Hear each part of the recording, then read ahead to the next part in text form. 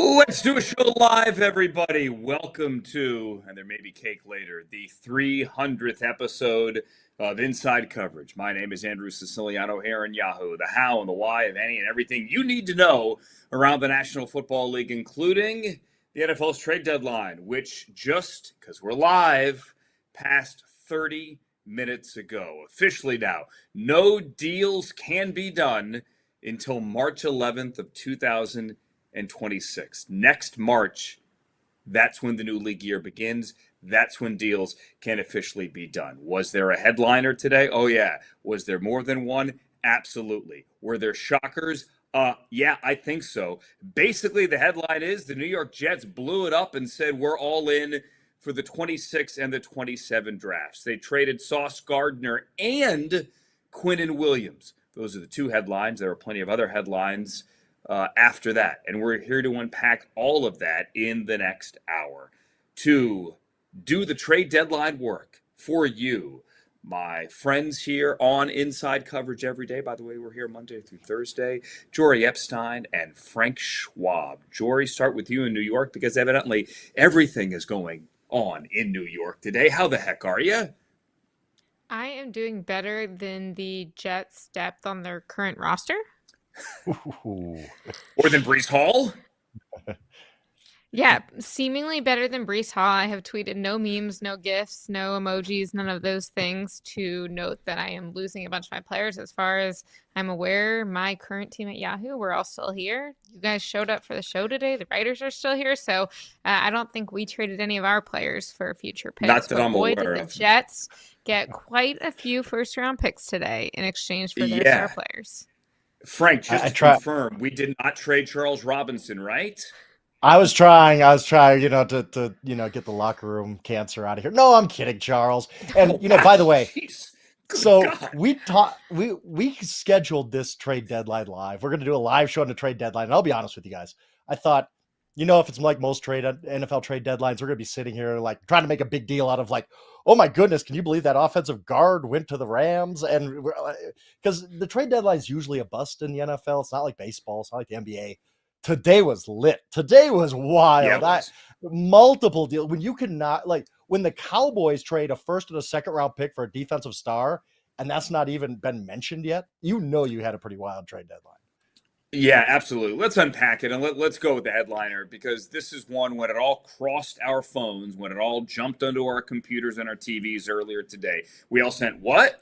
Huh? And Ian Rappaport, my friend who broke the story, had to tweet about a minute later, this is true. Like, this is not a joke. I have not been hacked. And that is Sauce Gardner, former top 5 pick, a 2-time All-Pro, not a Pro Bowler, an All-Pro, has gone from the Jets to the Colts for 2 first-round picks and A.D. Mitchell, a wide receiver, former second round pick. A.D. Mitchell and 2 ones. The initial reaction is, oh my God, they traded Sauce Gardner. The other part of it is, oh my God, they got 2 first-round picks. I'm a big Sauce Gardner fan. Big. If you go by PFF, and we could do an entire show on that, he is the 22nd ranked corner in the NFL. A lot of times it's hard to look at interceptions and say, well, this guy is good or bad. When you're a great corner, teams don't throw at you. He could be a little handsy. He could draw some penalties, although not nearly as much this year as he has in years past. But the Colts gave up 2 ones for a corner, and that wasn't even it. After that, the Jets decided we're moving on from Quinnen Williams. They trade another 2-time All-Pro, another top 5 pick, although this one is all the way back in 2019, and the last remaining name player, really any player for the Mike McCagnon era, to the Cowboys for a 1 and a 2. And they also get Mazi Smith, former Michigan defensive tackle and a high pick, and for all intents and purposes, a bust in Dallas. Cowboys were happy to move on for him. Maybe bust is a little bit too strong. I don't like to use that word, but the Cowboys are happy to move on. They get Quinnen Williams, and they get, they move one of those ones they got for Micah Parsons. But all in all now, the New York Jets are saying we're going to blow it up.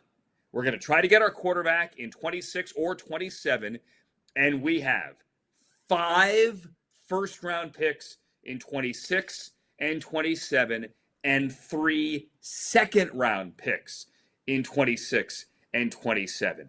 Jori, they own the board, basically, in 26 and 27. And if there's a quarterback they want next year, they can move one of those ones from 27 and put it as part of a deal in 26, or the other way around. They basically control the top of the draft the next 2 years. Absolutely. And when I saw this, I thought back to the NFL owners meetings I was at a couple weeks ago when, as we all know, Woody Johnson came and talked to us in the lobby and made very clear that he was not all right with the quarterback play, the passing completion. I mean, everything about the quarterback spot didn't seem to matter who in the current building was at quarterback. Woody Johnson did not like it. Well, now, what do you know? Their two defensive stars are no longer with the team, but they'll have the capital to build and to get that quarterback. So, I mean, again, if you're a player in the Jets locker room right now, this is a difficult day. If you're Aaron Glenn, I don't even think it's a total win there, because Aaron Glenn was really into, I'm going to come in, I'm going to be tough, I'm going to establish a winning culture. By the way, he's a former Jets DB, and now he lost his best Jets DB. But I think that you also, if you're Aaron Glenn, know that you bought yourself some time, most likely, because no one should be expecting you to win routinely with the roster you now have in the building. And then if you're general manager Darren Muji, I would say you got a heck of a haul. I mean, going back to the Sauce Gardner, getting multiple first-round picks, and A.D. Mitchell, the receiver out of Indy, who was a second-round pick. I mean, I asked someone, hey, what did you think that Sauce would command? And they said maybe a first-round pick and a conditional third that became a second if the Colts went to a Super Bowl. So a first and a third or second, not 2 firsts and a receiver. It is a lot. You know what? It is. It is. I think he's a good player. It's a lot. He's a very good player. I think the consensus has been, wow, the Jets got this big haul. But I do want to talk about the Colts here, because I like it for the Colts. I'll tell you why. The Colts had one big weakness on their team, and it was cornerback.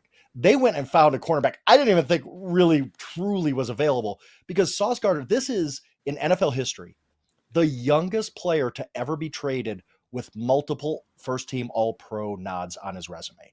So you're getting a guy that this has never happened before, where a guy this young and this decorated has been traded.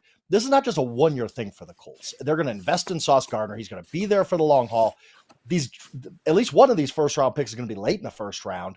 The Jets would be very lucky to find a Sauce Gardner with one of these 2 first-round picks, right? Like, he is an elite player, and it just matched up the Colts' one weakness. They really just had one weakness, and they filled it.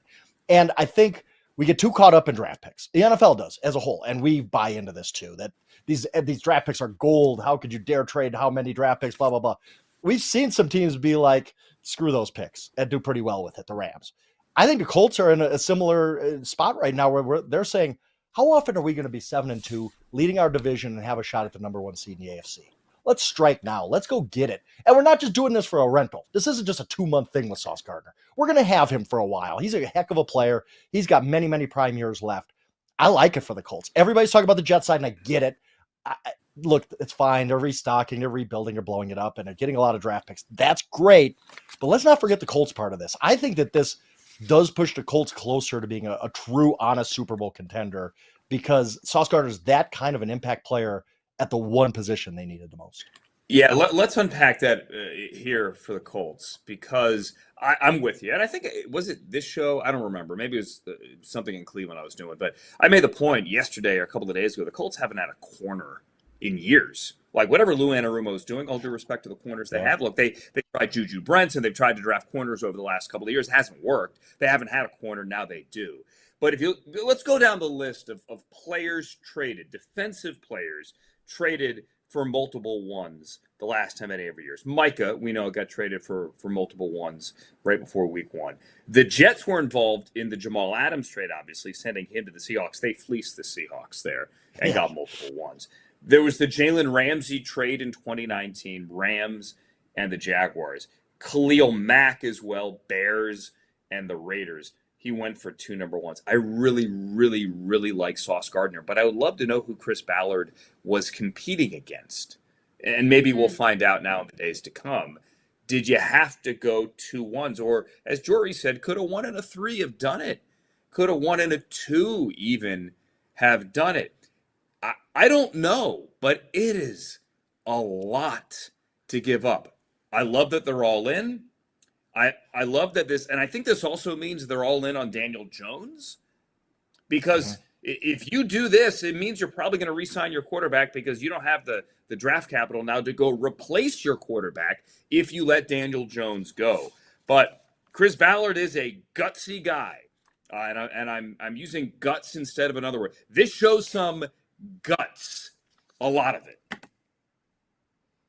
Absolutely. I think from the Jets side of this, I would also say that the Jets weren't only about who else was competing for their players. It was the fact that, as we discussed last week, there were going to be way more buyers than sellers at the deadline because of the parity we've seen in the league this year, because so many teams have some wins. They don't quite feel like they're out of it yet. And so not a lot of people want to sell and kind of wave that white flag for their locker room. The Jets actually really took advantage of that and said, okay, well, if everyone else still thinks they're in it, but we with one win and we barely got that one know that we're not, well, we'll be able to command more because these teams that need that piece or think that one piece away will get them to a deep postseason run, they need us and they don't have those other options. On the Colts side of this, I also think that there's a part of me that says, all right, good. Don't let the Colts draft a quarterback again yet. Like, look what they did with Anthony Richardson. This was not a guy who played okay for a few years and then ultimately didn't make it. I mean, this is not Daniel Jones is a good comp. What the Giants got out of Daniel Jones is way more than what the Colts got out of Anthony Richardson.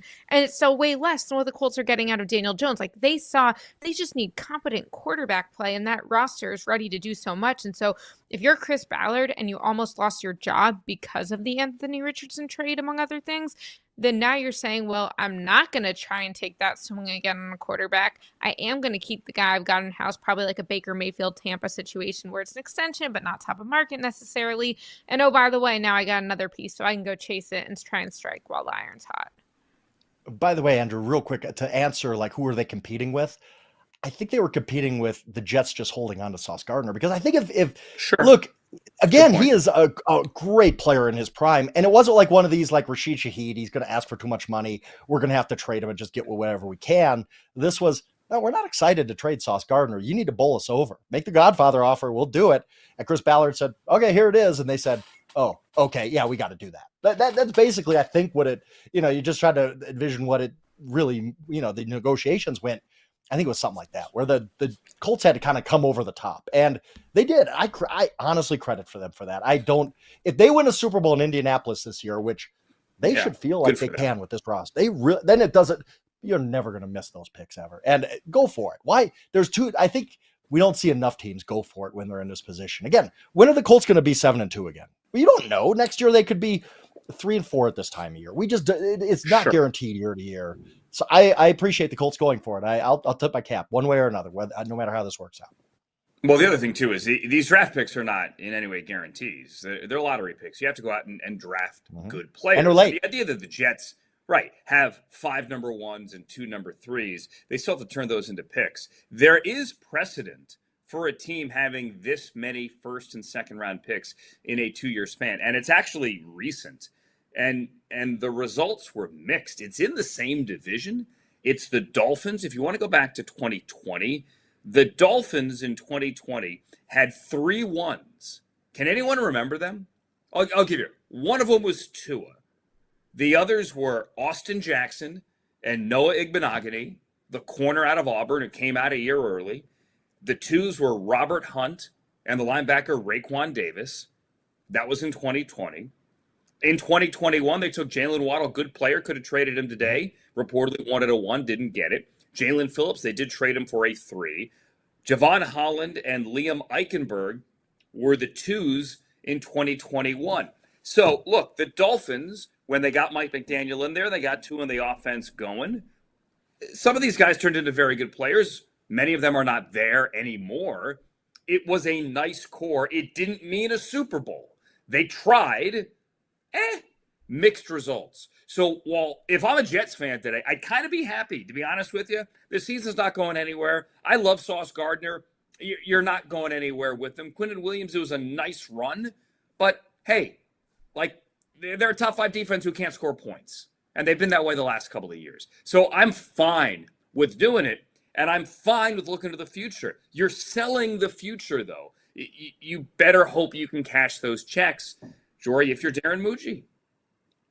Absolutely. And I think it's interesting also when you look at these guys, and it's like, okay, where are they ending up? Well, Quinnen Williams is in Dallas, where his defensive line coach Aaron Whitecotton is, or formerly Jets defensive line coach, now Cowboys. And Vic Fangio gets Jalen Phillips from Miami. Well, Vic was the defensive coordinator in Miami. So always in these future trade deadlines, really keep an eye out for whose former coaches are in a new place that needs someone, because I do think that's one of the best hints we have and where people are going.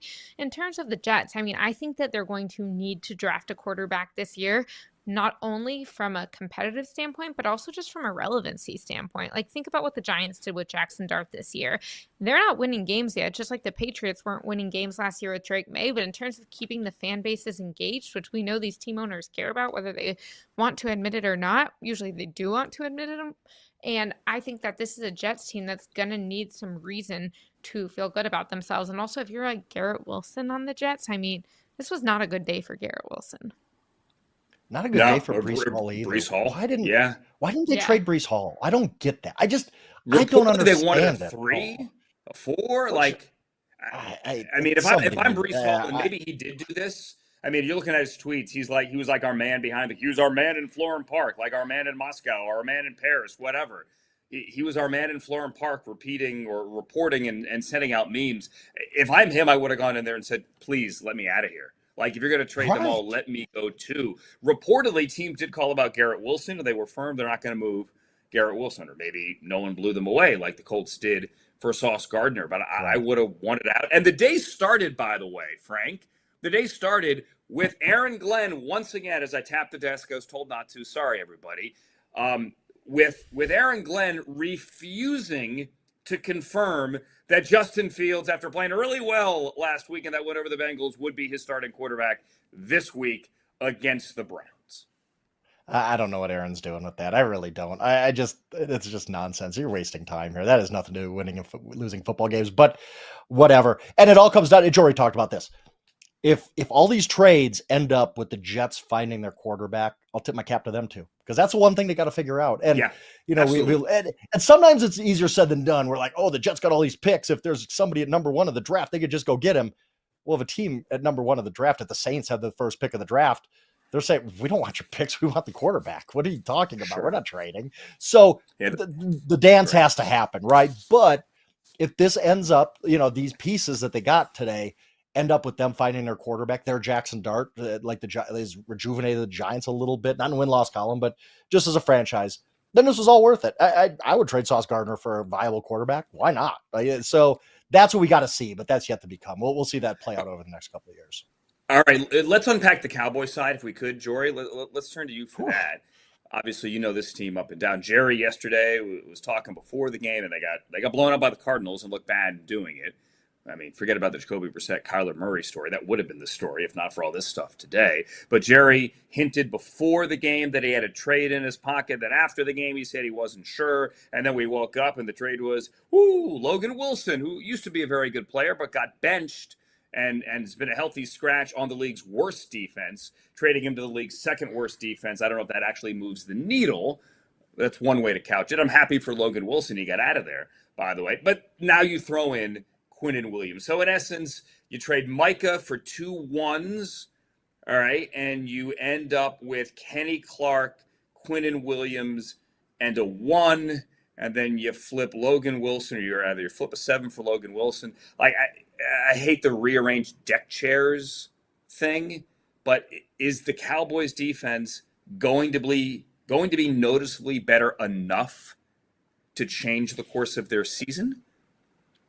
What's interesting, Andrew, is when you look at the Monday night game this week, the Cowboys had a lot of issues, and most of their position groups were not playing well, but their pass rush actually looked pretty good. I recognized it was against Jacoby Brissett, but Donovan Ezeraku, even what Jadeveon Clowney was doing, like the pass rush was not their main weakness. What I think is interesting is that the Cowboys historically have been able to draft pass rushers, whether that was Micah Parsons, whether that was DeMarcus Lawrence, there have been others. And defensive tackle in particular has been like their Achilles heel in the draft. Mozzie Smith, Tucker Charlton is kind of moving around. There were a bunch of players that they would just miss on what is his name that I'm blanking on? There's another one in the last few years.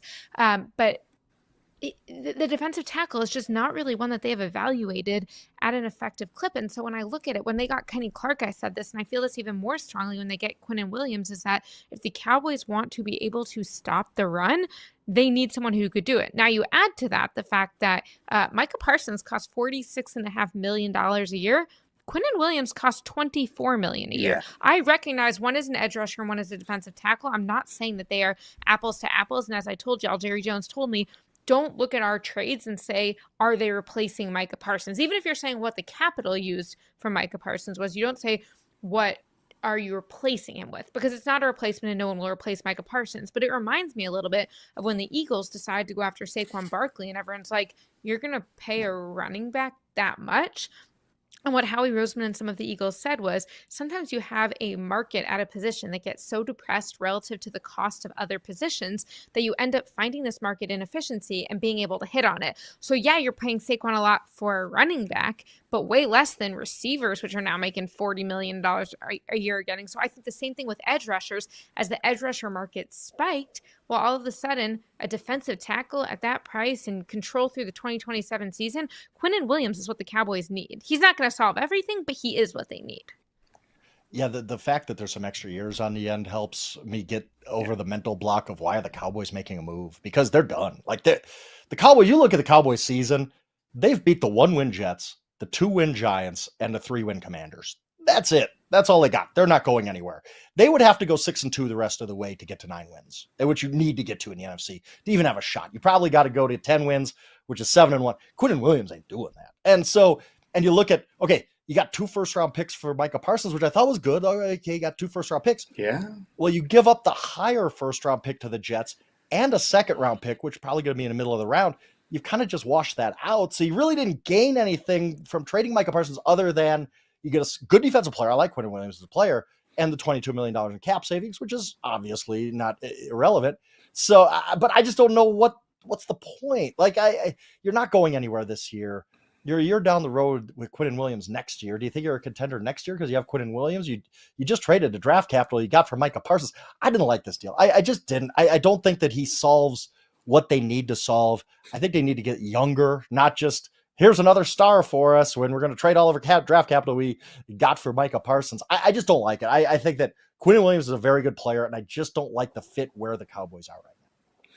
Yeah, I don't like giving up a 1 if, listen, we could do the math on draft day as to what these picks are actually worth. Tell me a 2 and a 3 for Quinnen Williams? Sure. I want that 1, though. I want both the 1s that I got from Micah. Quinnen Williams is an amazing football player who's still in his 20s. All right? That's all good. He still has 3 or 4, you would have to think, or even more, really good years of football still ahead of him. But he's only going to get more expensive.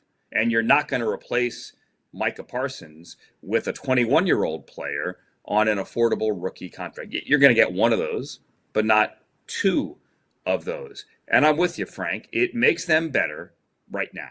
But does it make their defense better to the point where they're all of a sudden in the playoff conversation? I don't think so. So they can get the 7 wins? At all. Okay. And then what? I don't think this is about them getting to the playoffs this year, and I think we all know they're almost certainly not going to make the playoffs this year. I think not only would they have to win out, but also a lot would have to go right outside of their control. I think this is about what is your defense going to look like next year. You clearly had a lot of parts you needed. You take this, you draft, maybe it's in your secondary, you draft up high. And oh, by the way, that first round pick you gave up, it was a second and a first, but the first round pick is in 2027. So it's not their 2026 first, which I do think is notable because clearly their 2026 first round pick is looking like it's going to be a high pick, but the one the following year, not necessarily.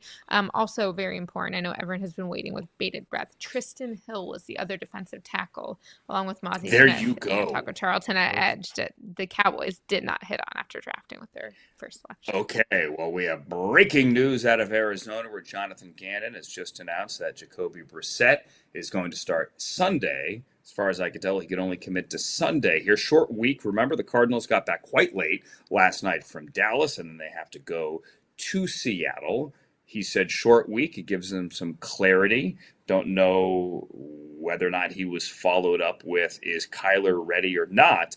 But I can tell you that Jake Brisket is starting for the Cardinals in Week 10 as Troy and Joe Buck kind of intimated they thought that's where it would go. And anyone who watched the game last night, including I would assume Hall of Famer Marvin Harrison, could see that they were a better team with Jacoby Brissett at quarterback.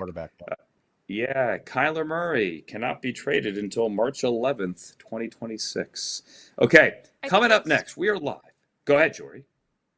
I just want to say, I think it was notable when Troy and Joe said that last night, and I tweeted this, but when Troy and Joe Buck at the end of this game say, we think Arizona is going to stick with Jacoby, how could they not? They're not saying we would do that. They're saying we, after having met with all of these coaches and players in production meetings and gotten a sense inside the building of what they want to do, believe this. So I just think that's notable, and they might call it a health thing. Like they said, J.J. McCarthy was out for health for a few more weeks, but I think that they knew what they were talking about. Yeah, something's brewing in Arizona, and for this week, it's going to be Jake Brisket. Coming up next on our trade deadline special edition, live special edition of Inside Coverage, the Jaguars traded for a wide receiver. So too did the Seahawks, and the Chargers get some O-line help. We'll tell you about all the other moves and the moves that did not happen, which were kind of surprising. That's coming up next. You're watching Yahoo.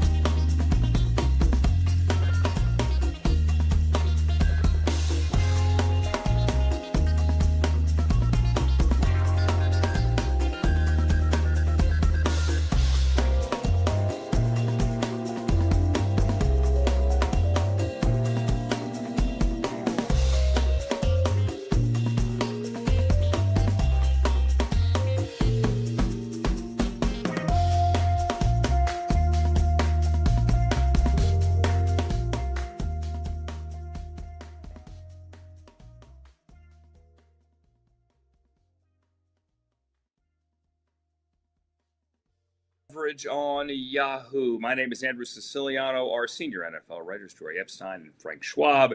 We're going live because the trade deadline just went down about an hour ago at 4 p.m. Eastern time. No deals can be done now, right? Trading has been halted, as they like to say, until the start of the new league year in 2026, which is next year, which is March 11. Or actually, there's like 48 hours before those deals can get done. You know, people call it a legal tampering period. That's not what it is. It's an open negotiation period, but no deals can get done until early March. That's it, until a month, 6 weeks before the draft. Here's one that we kind of saw coming yesterday. We told you might be coming. That did actually happen today, and that is the Raiders trade Jacoby Myers, the wide receiver who a couple of months ago had asked out, and the Raiders said no. They trade him to the team he just played, the Jaguars. And we talked yesterday about how one play can change a season. Devon Hamilton knocked down that 2-point conversion. And if he doesn't, then likely the Raiders beat the Jaguars. And Jacksonville isn't sitting here in the 7th seed in the AFC. It's only a 1-win difference. But with Travis Hunter out, are they in acquisition mode? Jori, are they looking to trade a 4 and a 6 for a veteran receiver as a stopgap when you already have a first-round pick and Brian Thomas there as your number one. Not that he needs to be a one-man band, but he hasn't had a great season, totally down season compared to last year. It is fair to ask, would James Gladstone have made this deal if they had lost this game?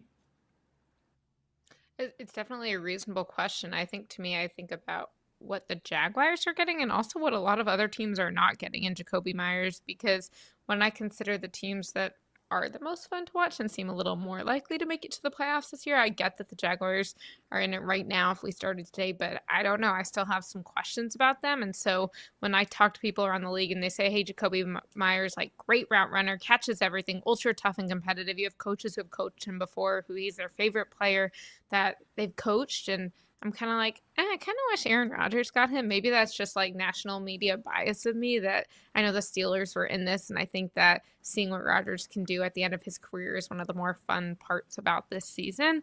But I definitely think the Jaguars are better with him. But I'm actually a little disappointed that some of the other teams in the hunt did not step up to get Jacoby Myers.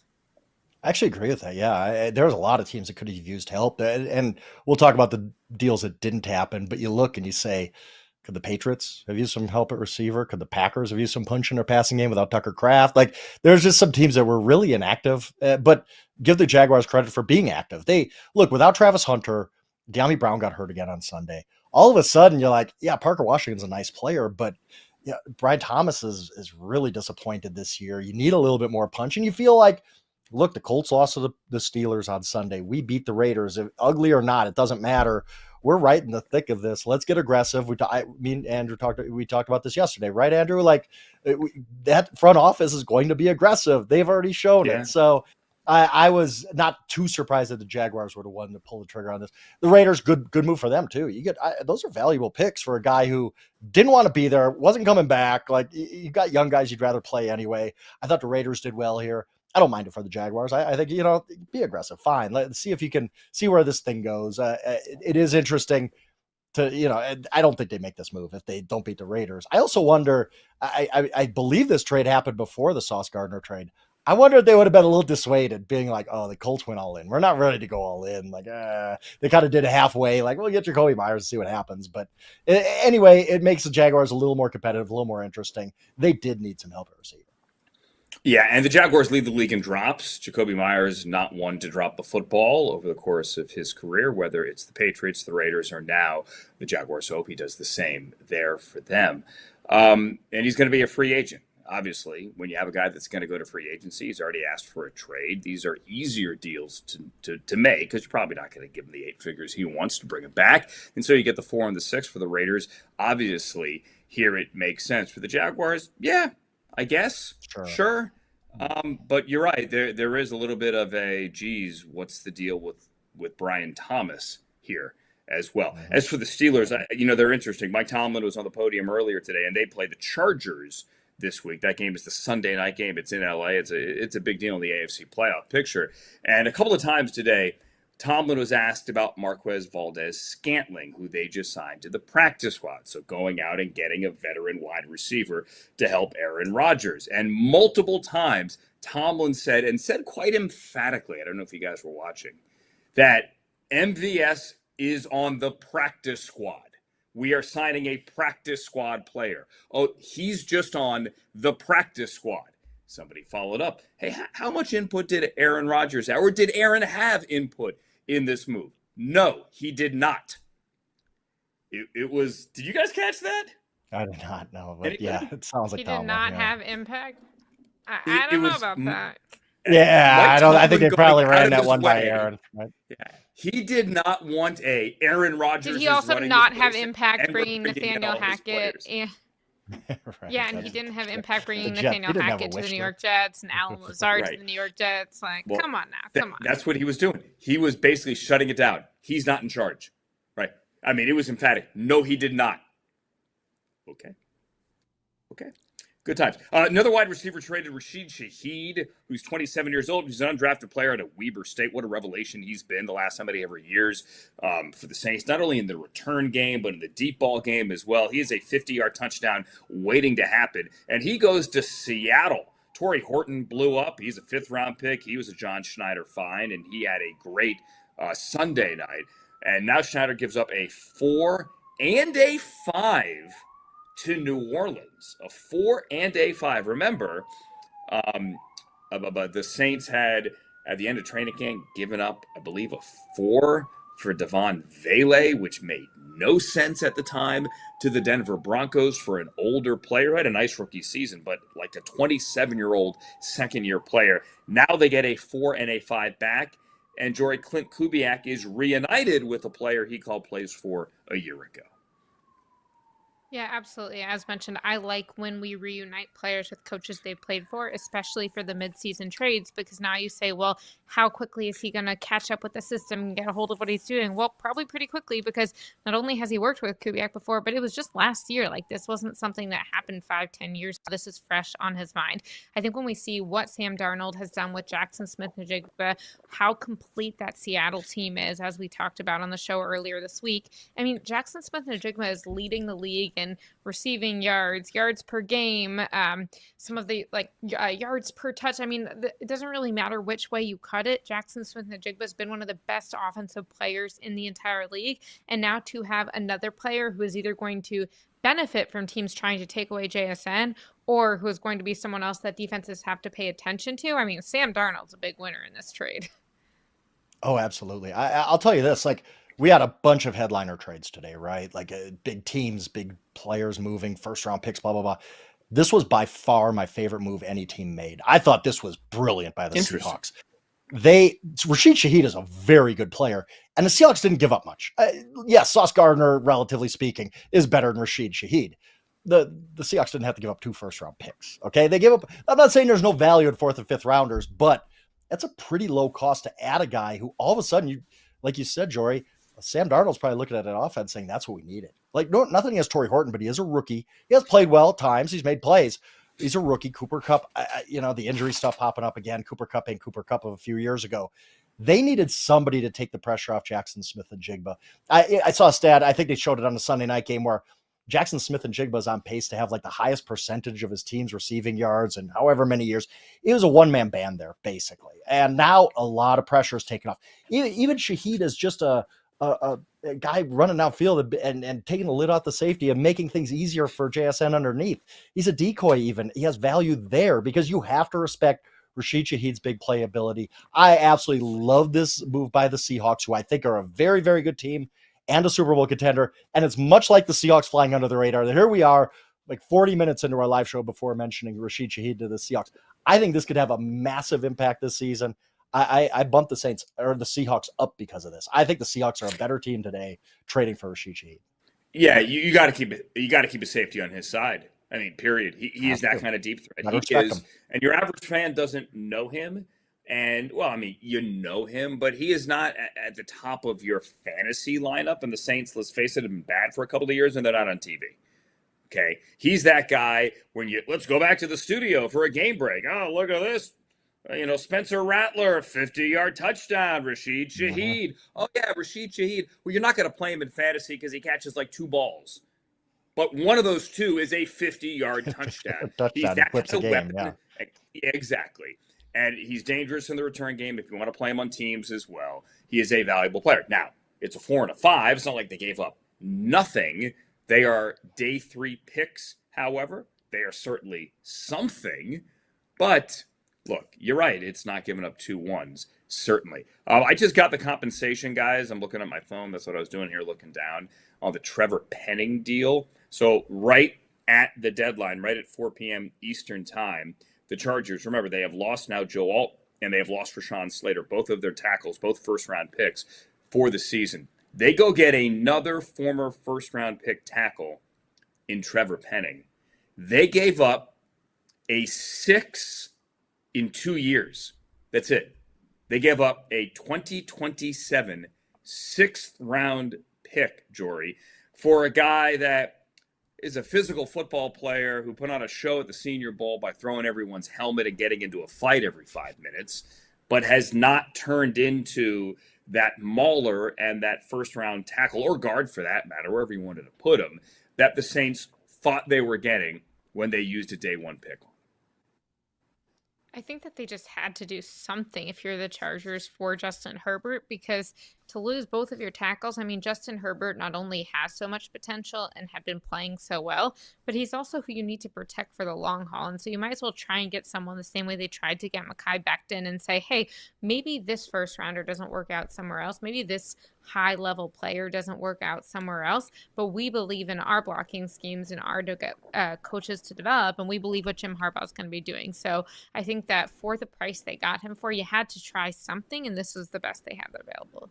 Yeah, I felt bad for the Chargers because the one position, other than quarterback, I guess, that you're not going to find on the trade market is a quality offensive lineman. Teams don't give them up. They're so hard to find anyway that I'm sure when the Chargers went to the phones, we're like, we got to replace Joe Alt. I'm sure they got a bunch of, we ain't got nothing for you. But hey, we got Trevor Penning. You want to take a shot on him for a 6? We'll do that. Like, okay, that's all we can do, I guess. So it's hard to find offensive linemen in the trade market because they're so rare. They're so valued. The Chargers had to do, like you said, the Chargers had to do something, and they did something. They got a body in there. He'll be able to fill the space, but you're just not coming even closer to replacing a Joe Alt. It just doesn't happen. No, not at all. The Chargers are trying to make the playoffs. They're trying to stay alive here in year number 2 with Jim Harbaugh. This is the least they can do. You try to turn Trevor Penning into the player he never truly turned into in New Orleans. I'm looking down here because, oh boy, we have another trade. This one not that significant, but the rare announced long after the deadline deal, the Chargers, don't get too excited, are sending defensive back Jasir Taylor to the Jets for hold on, this is a good one, a conditional 7 in 2028. A conditional 7. 28. Wow. Who needs Sauce Gardner? Their problems are solved. Well, when that happens, when we figure out who that conditional 7 is in 2028, let's all just get back on the show right here and discuss it, okay? Emergency conditional podcast. 7 in 2028. Jalen Phillips, let's unpack that one, Jori. You mentioned Howie Roseman earlier in regards to Saquon, and you mentioned Vic Fangio earlier as well. Here you're getting a former Dolphins first-round pick, a guy who has suffered a bad Achilles injury in New York, by the way, in a primetime Black Friday game, if memory serves here, and you're giving up a 3. You had multiple 3s, so why not flip one for Jalen Phillips? Yeah, I put Vic Fangio as one of my key winners in my winners and losers post because not every defensive coordinator has a general manager who is willing to work as hard throughout the year to be able to make moves like this. I mean, he gave him 2 corners to try and help out their cornerback position and then got Jalen Phillips, who was on a great pace a couple years ago when he played for Vic, 6.5 sacks in 8 games and an interception before he got hurt. I mean, look, this is not a risk-free investment. He's torn his Achilles, he's torn his ACL, both in the last couple of years. But I do think that this is the type of thing where you say he's toward the end of his contract. He can be something that the Eagles need. By the time his contract is up, the Dolphins aren't going to have much reason from a postseason standpoint to use him. Why don't we slide him in with the coach he's familiar with? So I think that this is, to me, not only about what the Eagles were willing to do now, but also about the draft picks that Howie Roseman has been stockpiling for months and in some ways years in order to make something like this happen. Yeah, not only did they get Jalen here, they got a couple cornerbacks, Michael Carter, J.R. Alexander for lower cost, just because they needed to add something to that room. And I look at it, do I love this trade on the surface? It's fine. I think Phillips, like you said, the injury history there, a 3rd-round pick is not nothing for sure. But I like the fact that the Eagles didn't sit on their hands. You look at all the NFC contenders. We talked about the Colts and the AFC. I like the fact that they got a little aggressive. Who in the NFC really did anything other than the Seahawks? You got Lions did nothing, Packers did nothing, and they could have. They even a team like the Bears did some minor stuff to add to their defensive line, but the Rams didn't do anything, surprisingly enough. Buccaneers didn't do anything that I'm aware of. It's just all these NFC contenders kind of stood pat. Well, the Eagles, my number 1 team in my power rankings, by the way, they got a little aggressive, but that's Howie Roseman's nature. He sees, look, there's no great team this year. We can go repeat. Let's put the pedal to the metal a little bit. Let's go get somebody. Can we get Jalen Phillips? Cool. Let's get 3rd-round pick. We're not going to miss that if we go back to another Super Bowl, like I said about the Colts and their 1st-round picks for Sauce. So I just like that the Eagles got aggressive and added to the roster. Well, everybody else around them, other than really the Seahawks and the NFC, just were like, we're just going to go with the roster we got. The Eagles aren't like that. They're always going to be pushing things.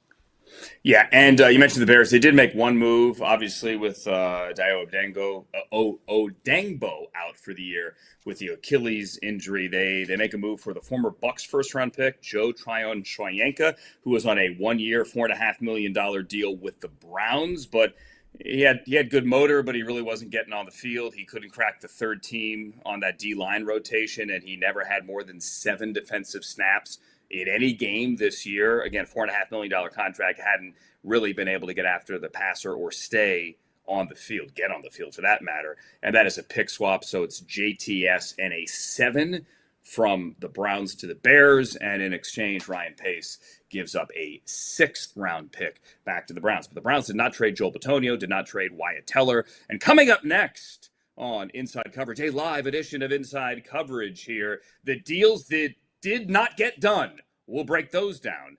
Don't go anywhere.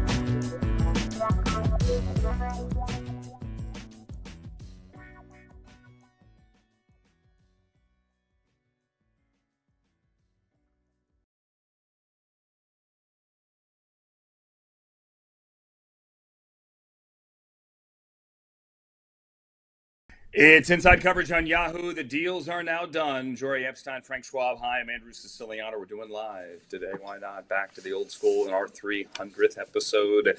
We are doing it live. The question is, were any of these deals all the way live, as somebody once said, to make these teams that made them a true contender? Do these deals change the way we look at the rest of the NFL season? We know you love the Rashid Shaheed trade, Frank, and we know you love the Sauce Gardner trade. But Jori, Frank, stay out of this for a second. Do you think the Seahawks or the Colts are that much better today after this deadline where you think, yeah, they're going to win the whole thing? I think the Colts are much better after this deadline. The Seahawks are better, but not much better. And yet the Seahawks actually might have needed this more because the NFC West is a lot more competitive than what the Colts are going to face in their division. And so when you're saying, well, Seahawks or the Rams or maybe even the 49ers, because, oh, by the way, despite the injuries, they're still winning games, the Seahawks really needed every edge they could get, especially if they wanted to get home field advantage at least one round in the playoffs. So in terms of who do I now think will go farther, I mean, I think that marginally, the Colts got better today than the Seahawks got, but I think the Seahawks, 1, came in today a better team, 2, leave here a better team, and 3, needed it more than the Colts. Yeah, I think if we're talking about especially these two teams, I think the Seahawks are now. I had already been saying I think Seahawks are going to win that division, which is a really, really tough division. I love the Rams, no disrespect to them, but I just thought the Seahawks were better, and I definitely think that way now. Like I think that just matched up such a. They needed that. They needed some pop other than JSN in their passing game. And yeah, the Colts, like all of a sudden, all this. I've been kind of a skeptic on the Colts the whole time. I'm not gonna lie. I keep saying, yeah, they're playing well, but okay, are they really a Super Bowl contender? You add like this is maybe it's not adding Micah Parsons, but it's not that far behind. Sauce Gardner's a heck of a player. This is not just a corner. This is an all-pro corner. This is one of the best cornerbacks in football. So yes, all of a sudden I go from being skeptical about the Colts to saying, oh, I can see it now. I can see the path where Indianapolis makes the Super Bowl. And the third team in here is Eagles. Everybody else stood pat in the NFC. Well, the Eagles did something actually, except for the Seahawks obviously made a move. I think that matters. I think that pushes the Eagles closer to a Super Bowl too. Just the fact that they address some of their issues where other teams didn't. Let's go through the list of the players who didn't get traded. Players who might have been waiting by the phone today. Maybe they did, maybe they didn't want to get traded, but certainly they have heard their names out there. Trey Hendrickson guys didn't get traded. Now they did move Logan Wilson, but they had benched Logan Wilson. He's a veteran leader and well liked certainly. They benched him, played a couple of rookies ahead of him. They were a bad defense with or without him. They moved him. I think it's a win for Logan Wilson, a fresh start. Trey Hendrickson wished him well, but he is still there. And reportedly, the Bengals were still asking for a 1 for Trey Hendrickson or even a 2 for Trey Hendrickson. He would have helped the Colts. He would have helped a lot of teams, but nobody was willing to meet that price if, that is, the Bengals actually wanted to move him. I don't know what the Bengals accomplished today by holding on to him. They're not going to be that much better with him. Is their season over? No, because it's the AFC North. Anything can truly happen. They can score points, but we can see they can't stop anybody from scoring points. So why not move him? Now, do I have faith if I'm a Bengals fan that they could turn whatever pick they get for him into a viable NFL player? No, I don't.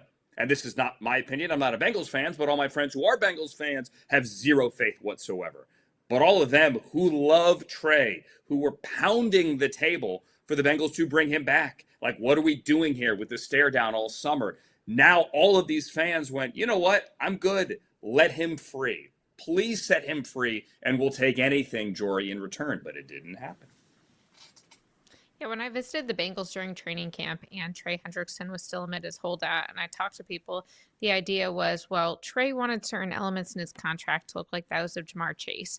And the Bengals are like, look, Jamar Chase is the best player at his position in his prime. Trey Hendrickson is a good player, and yes, he had 17 and a half sacks, but they did not believe he's the best edge rusher in the game, and they did not believe he's at his prime. I think he's going to be 32 at the end of this year. And so when you see all of that, you say, well, if the Bengals already knew he wasn't a long-term answer, why are they not doing anything about him right now? This season is over for the Cincinnati Bengals. Their defense is terrible without him, but it's not good with him either, and Joe Burrow's not in the game. So for the long-term future and even medium-term future of your franchise, you should be saying, now that we know we're not going to be able to salvage this season, we should be doing everything we can to make sure that 2026 and 2027, if Joe Burrow can stay healthy, we have every possible resource to support that. Yeah, and that's the thing too. You think about the Bengals. I wrote a little bit about this today. Just how long is it going to take to rebuild a defense? It's going to take a while, and you need assets for that. It's not like the Bengals just are going to say next offseason, all right, we're going to address the defense and get this thing done. No, they have salary cap issues because of their top 3 guys they're paying. They have to add to the offensive line in the offseason. You need to put assets into that. So all of a sudden, your assets you need to fix that defense are pretty short. You can't just go spend a ton of money in free agency and a ton of draft picks on a defense. You have other issues to address. Trading Trey Hendrickson would have given you a little bit more draft capital to do that. So I'm baffled. I'm actually pretty stunned that they didn't trade Trey Hendrickson. Maybe at some point, I just find it hard to believe that there wasn't one team out there to say, you know what, yeah, sure. Well, not maybe necessarily a first or even a high second or anything like that, but to give you something of value for Trey Hendrickson, who led the NFL in sacks last year, I think I would have given you a 3. Yeah, like something. It would have helped rebuild this defense. You need assets right now to rebuild the defense, and they're not easy to come by in Cincinnati. Yeah, A and I three also get that the conditional to a Bengals. 2 Go if ahead. he gets Yeah, goes off. Like it could have been a right. conditional Something one. like that. Easy. This is like the perfect situation for that. Yeah, I'm also surprised the Browns really didn't make any moves. And understand here, and for those who don't know, I do the Browns games on the radio. I am quote unquote the voice of the Cleveland Browns. I did think that with the record as where it stands now, they're a 2-win team, that they would have considered. Maybe they did. I'm sure they did consider a trade or two. The most viable pieces, at least that I had heard through the grapevine, outside of the building, not inside of the building, were your two veteran offensive linemen. Wyatt Teller, whose contract is up, a viable option at right guard, and I do know of a couple of teams that were interested. His deal is up. He's going to command some money on the free agent market. And the left guard, Joel Bitonio, who's from Southern California and came back. That's me tapping on the table, guys, who came back to play another year. And obviously this year has not gone the way that anybody had hoped. Joel has said he doesn't want to leave Cleveland, period. However, he's also good buddies with Joe Thomas, and maybe if given the option, remember, Joe turned down the deal that would have sent him to Denver to play with Peyton Manning and eventually win a ring. He didn't want to go. He wanted to stay in Cleveland. And Joel Bitonio has been that guy as well. Curious if there was a deal, though, ever brought to him. I don't know the answer. The other one that's surprising there is David Njoku, again, a player whose contract is expiring. It's his second big deal with the Browns. He came in with Myles Garrett as one of those 3 first-round picks in 2017. They were Garrett, David Njoku, and veteran safety Jabril Peppers, who has now bounced around a lot and is with the Steelers in the back end of their defense. I thought maybe Denver, maybe Green Bay, now with the injury, obviously, to Tucker Kraft, but that one did not happen either. Again, it's the AFC North. It's the AFC North. Anything can happen, but you have a guy like Zach Zinner, who you drafted in the 3rd round last year, who's been inactive a lot, but you would hope that your 3rd-round pick would then move into one of those guard slots. They're not ready for that, evidently, and they didn't make a move. Jori, you hear anything on them at all today?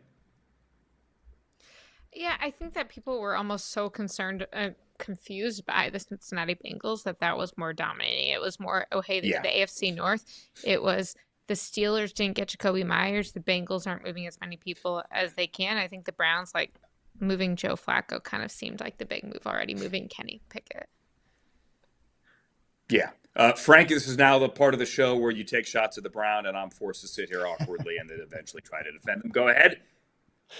I was surprised they didn't move anybody, especially Njoku, because Harold Fannin is a pretty good player. They already got it, but I get it. It's fine. I don't think it was egregious for the Browns not to make a move. I thought the Titans were going to do more. Like, why is Calvin Ridley still there? I get he's hurt. Maybe that it blocked anything from happening. But the Titans should have been trading anybody that isn't under 25 years old. What are you doing there? Again, Breece Hall was a very big surprise that he didn't. I wanted to see Breece Hall on the Chiefs so bad. I think the Chiefs need a running back. I don't think a running game is very good, and that could unlock them to be a great team again. But they didn't make any moves. Broncos didn't make any moves. The Bills didn't make any moves. The Patriots didn't make any moves. So many teams were inactive at the trade deadline. I think that's a big story of the trade deadline. Is a few teams made some huge moves, obviously, Colts and Seahawks and all that. Would get teams we talked about. There are a lot of contenders that could have. Bills could use some defensive line help for sure. The Chiefs, I thought, could have used a running back. You go through the list of teams that could have used something. There are a lot of teams that could have used something, and there just was a lot of inaction. Reek Woolen is still in Seattle. Garrett Wilson, as mentioned, is still in New York. Evan Neal is still with the other New York team, the offensive lineman with the Giants. There are a lot. And remember, a lot of times when you hear these names out there, it's because agents and teams are floating them, hoping for the phone to ring. Hey, here so-and-so might be available. Yeah, funny how the sausage is made. When you that's how it works, right? And then no one wants to take that player off your hands because they know he's not that good. And there's a reason you actually want to get rid of him. Funny how that works. And a lot of those names did not get moved. Guys, as we wrap up here in the final 90 seconds, I thought it was a fun day. The Sauce Gardner one was one where you go, wait, what? Really? If you had told me yesterday Sauce Gardner is going to get traded, I would say I don't care what happens the rest of the day. That is a big enough headline to move the entire day, right? Yeah, and it wasn't just him. It was him and Quinnen Williams. Yeah, together. two package. All-Pros. It's a package deal there. Or if you told me Unbelievable. I that the thought Jets this were was going to end up with what, 3 more first rounders, a second rounder, and 2 Yeah. more players, I'd be like, well, Absurd. where are they getting them from? simply put, Andrew, I think this is the best NFL trade deadline we've had. Even with the teams, I complain about some teams being inactive. This was fun. This was all of a sudden, this felt like baseball, where I always get kind of jealous of the baseball guys. They get all the fun at the trade deadline. We don't get to usually, we're trying to make a big deal out of nothing at the trade deadline, but this was a legit trade deadline for the NFL. And I think it's a trend. I think teams are going to put the pedal to the metal a little bit more going into the future. We never used to have player trades like this, and now we do. No, baseball trade deadline. I was anxious all day that Stephen Kwan would get traded. I was doing a show with Sean Payton and the Broncos for Sirius XM NFL Radio in Denver, and Stephen Kwan did not get traded. And the people were happy. The people being me and the other people as well, I would assume, who are happy, who are Guardians fans. That's neither here nor there. That's how I'll wrap the show today. Coming up later this week, we're going to have Derrick Henry on the show. Actually, that's scheduled for tomorrow. Kevin Dotson, Rams guard as well, protecting a would-be MVP, and Matthew Stafford. He joins the show on Thursday. That is Jori. Thank you, Jori. That is Frank. Thank you, Frank. We did not trade Charles Robinson. We assume he'll be back later, assuming he does clear waivers. That later will be tomorrow. For everyone here at Yahoo, my name is Andrew Siciliano. Thank you for watching the 300th (live) edition here of Inside Coverage. So long, everybody.